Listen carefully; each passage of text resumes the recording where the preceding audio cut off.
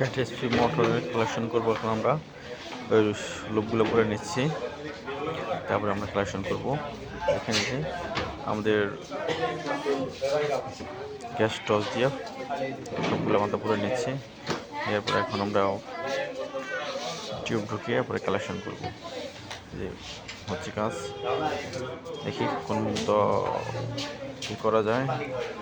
ফাইবারগুলো ঢুকে নিয়ে নিয়েছি। এই মোটরটা হলো 48 কিলোটের মোটর। এটা প্রায় শেষ হয়ে গেছে আমাদের। হিট দিচ্ছি। তো এখন রাত বাজে প্রায় 2টার মতো। কাজ করতেছি, শেষ হতে প্রায় আরও 1 ঘন্টা লাগবে। 3টে মতো বেজে যাবে আর কি।